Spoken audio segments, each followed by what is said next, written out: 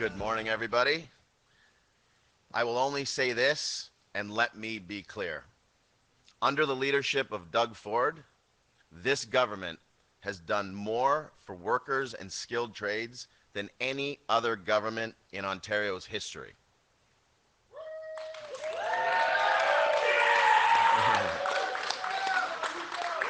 Brothers and sisters, ladies and gentlemen, it is my pleasure to introduce to you today the next Premier of Ontario, Doug Ford.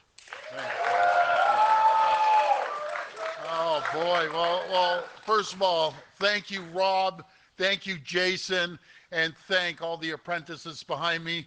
They're the future, the backbone of our province, and I'm so grateful to be here again at LiUNA's training center. We have LiUNA training centers all across the province, and that's why we're investing $2.5 billion in making sure we train everyone for the future, for the infrastructure. We're spending over $200 billion. Actually, we've added another $22 billion on top of that. And like I said earlier, it was $1 billion in training. Now we add another $1.5 billion.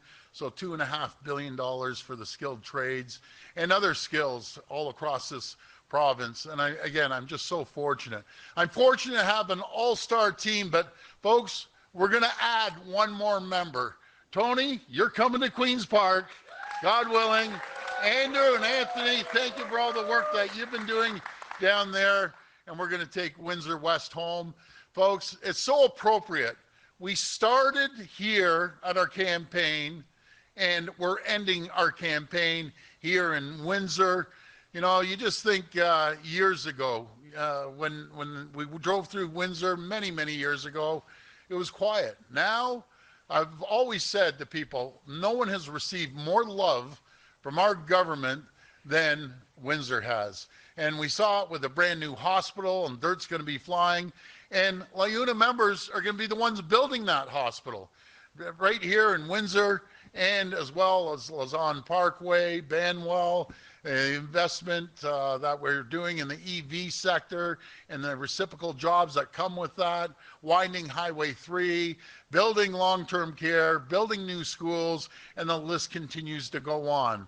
But again, folks, there's one thing that's concerning to all of Canada, and that's the reason I'm wearing this jersey here, to make sure that Donald Trump understands very clearly he does need Canada. He does need our critical minerals. He does need the aluminum and the steel and the energy. And the 1.5 million homes in New York, in Michigan, and Minnesota, they need our energy. As I say, we keep the lights on in New York, Michigan, and Minnesota, and you know, the governors appreciate it. There's only one person in the U.S. that I've talked to, and I've talked to a lot of governors. I've talked to a lot of senators and Congress people. More importantly, I've talked to the American people. No one agrees with President Trump declaring an economic war against his closest ally, his closest friend.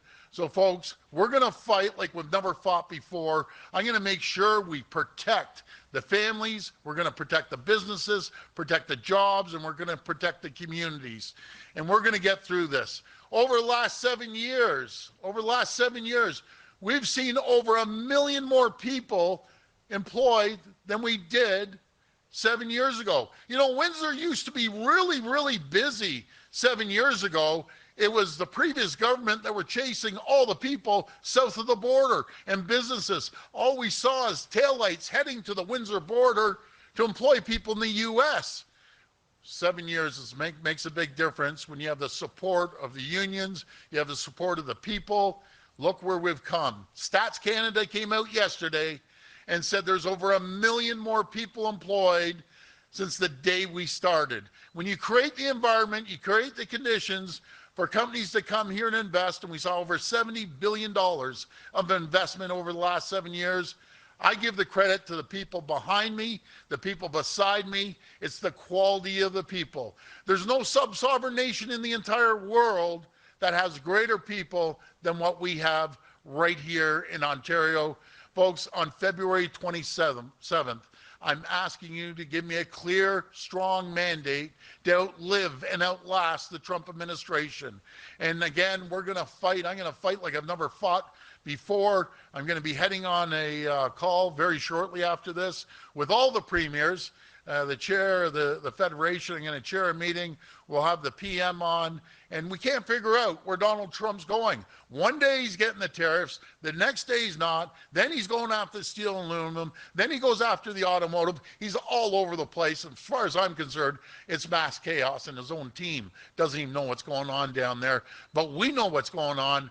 We're going to fight like we've never fought before. I want to thank everyone for their support. And I got to show you something. I always say, you know, Canada is not for sale, and Canada will never, ever be the 51st state. When we're watching the hockey game last week, and all of Canada had their televisions just glued to the screen, there was one person that stood out. There was many hockey players stood out. One person in the crowd that I absolutely loved when I saw his jersey.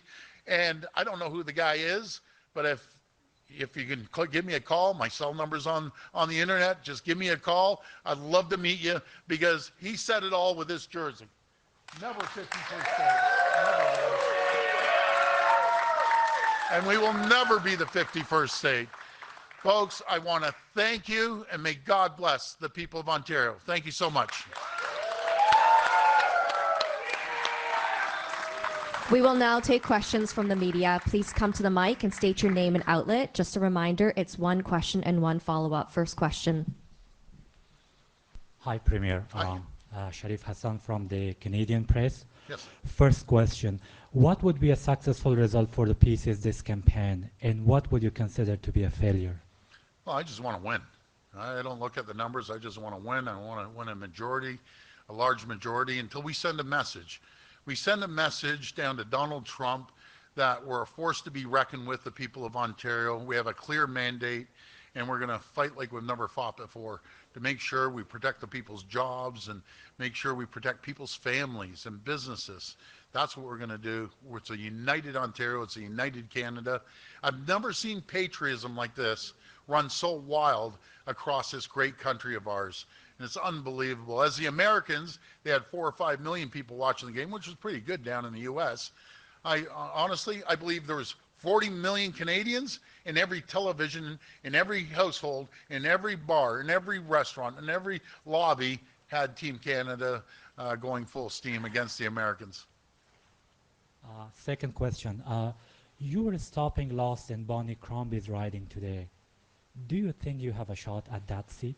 I think we have a shot at all 124 seats right across the province.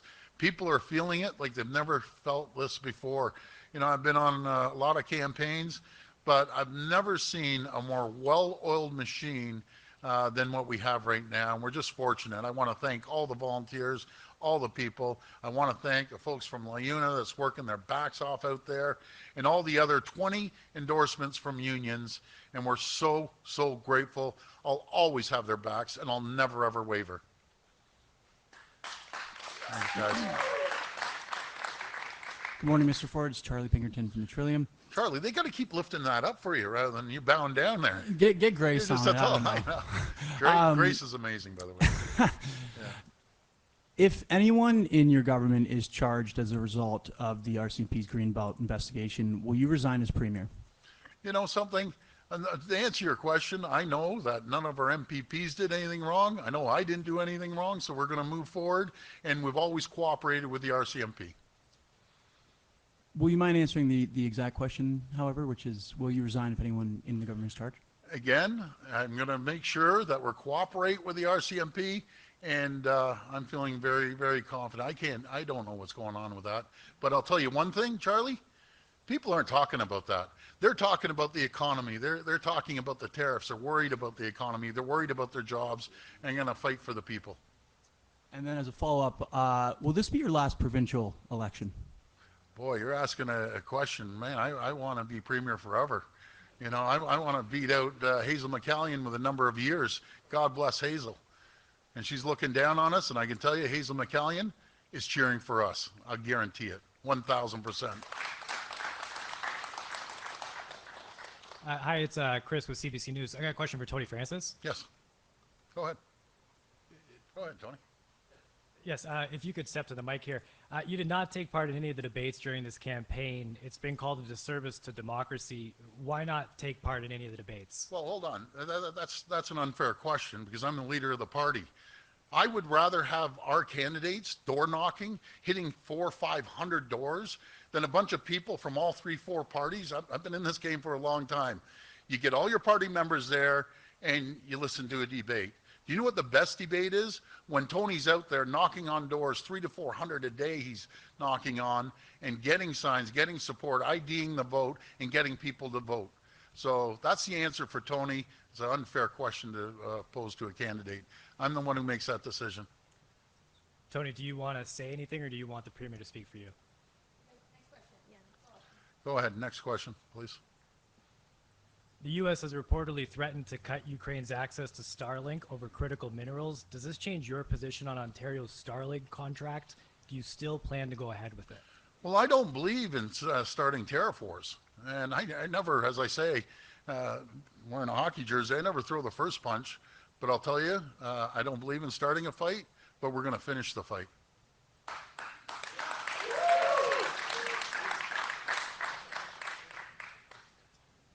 Hi there, my name is Madeline Mazak with the Windsor Star. I was just wondering why you chose to make Windsor, Essex one of your last stops on this campaign before Election Day tomorrow. Because I love the people of Windsor. You know, we've never showed more love to any city anywhere in Ontario. We've shown a lot of love all around Ontario, but nothing like Windsor. You know, we're going to continue attracting opportunities here, businesses here. We're going to build infrastructure here until the great members behind me and the association, I should say the union, go out there and have a paycheck, get a paycheck, and spend. We're spending over $222 billion on infrastructure, and these are the people that are going to be building. So, folks, when you see houses go up, when you see facilities go up, when you see the hospital going up, you can thank the people from LiUNA. Thank you. How confident are you that you can flip the Windsor West riding PC? Well, I'm confident because the member right there, right now, the NDP doesn't say a word. Sit there and not say a word. Doesn't represent the people of Windsor. We need a strong voice with Tony. And Anthony and Andrew have done an incredible job. But I call them, we need the triplets down there. They look identical, don't they? So they're going to come down and they're going to have a stronger voice for the people of Windsor. And when you have one group, one person, the MPP that sits there like a lump on a log and doesn't say a word, doesn't do anything, well, now we have a voice. And God willing, people will come out and really reward Tony and the team for showing so much love. Rusty Thompson from AM 800. Hi, Rusty. Since the late 90s, it's a question that multiple city councils have asked of the province. If you're back for a second term, will you take responsibility of the EC Row Expressway, the Ontario government? Well, we have a conversation with the mayor, and by the way, I love Mayor Dilkins. The guy's an absolute champion. I just got to correct you, he'll be the third, not the second. But here and there, we're going to make sure we continue investing into Windsor, and we're going to do everything we can to support the people. But would you, beyond a conversation, I mean, multiple premiers, multiple candidates have been asked. It's a major burden for the city financially, and given its importance now with the hospital, the EV battery plant, and all the development here, would the Ontario government take responsibility and upload that? Well, we're investing tens of millions of dollars for the Lausanne Parkway in Banwell and other infrastructure across Windsor. So we're taking a massive burden off the backs of the municipalities. But you couldn't ask for a better partner than Mayor Dilkins. He's an absolute champion. You know, he supports me, he endorses me. I consider him a friend, and we'll do everything we can. And as for the premiers and candidates over the years, many premiers, many candidates, many ministers that represented this riding ignored Windsor. They said they were going to build a hospital. They never built a hospital. They said they were going to do Lausanne Parkway and Banwell. They never did it.